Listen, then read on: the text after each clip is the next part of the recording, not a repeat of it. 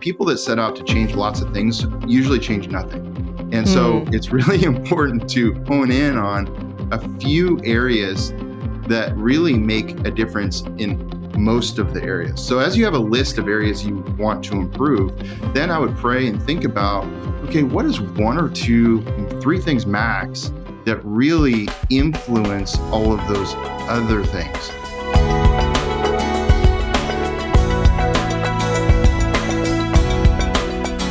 I think just as humans, we tend towards but what's wrong? What do we need to change? What are the things that need to be different in our family? And instead of really looking at what has God done, what things do we have to be grateful for? What things are we doing right as a family? And sometimes we're doing things maybe correctly, but they can be changed to be different so that they can have a better effect. Like for one of the things that I'm thinking for our family is our family Bible time. We've done it the same for years and years and years. We do it every single night. As I'm thinking about it, I've been thinking, maybe there are some things that we could change. And so Garrett and I are just in the process of talking through some of these things. It's not bad the way we've done it. I mean, opening the Word of God is always a good thing, but maybe there are some things we could do to make it more effective so that we can grow even stronger in our walk with the Lord. And so that's such a perfect example. I love that. And just because you're doing something doesn't mean there isn't a better way. And maybe it was the perfect way at the time. Maybe that was exactly what the season needed to do it in the evening, the way you were doing it. But, the kids get older, dynamics change, work changes, schedules change. And that's a perfect example of just recalibrating something. And I think sometimes we get stuck in our path. And it's really important to embrace change, actually. And I think that our children need to see us doing that. There needs to be change. They need to be good at adapting to change. So parents changing things actually is a healthy thing to help them go through. And so I love that. Yeah, that's awesome. Okay, let's talk about kind of the how-to. So we start out with even the idea, right? We need to just recognize okay, there are some things that need to change in our family. We're going to get together. We're going to figure out how to do this. We're going to think about the things that we have to be grateful for, think about our family culture. And then from there, where do we go? Yeah, obviously a marriage marriage team is the best gift you can give your family. And it's so important to work as a team. Now, I know some people listening might not feel that sense of teamwork in their marriage, and you might have to do some of this more on your own. I know that's true some places, so don't be discouraged by that. Sure. At least somebody doing it is better than nobody doing it. A lot better. In fact, it's amazing. Okay.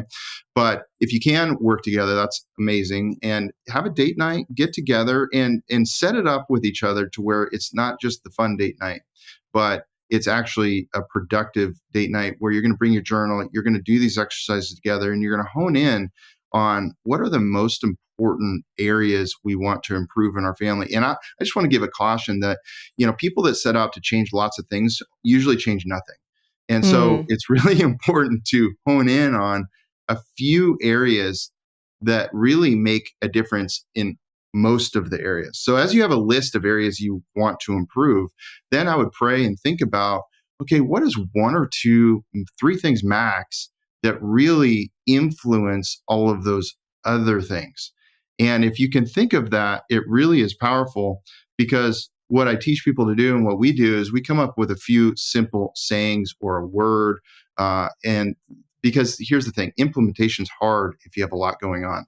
Yeah. Implementation's hard if you're coming up with things you're not actually living out or going to drive forward. It takes repeating things over and over again to your family to actually influence change forward. So there's one thing in the schedule you can change, like when you're doing Bible time and so forth, but even a bigger change can happen. And I'll give you an example. So I was seeing, maybe this is 7 years ago or something like that. I was seeing that media was becoming dominant, right? Even more in people's lives, the phones and the social media and all these things. And I was really thinking, okay, how do we offset that? How can I establish a culture in our family that offsets that permanently? And it was to be producers versus consumers. And that little saying, everybody in our family knows what that means. It doesn't mean we don't consume. Sure. It just means we need to have a balance of that. Am I having a good balance? Or am I using my mind and my heart and what God has given me to do my own art and contribute to the world?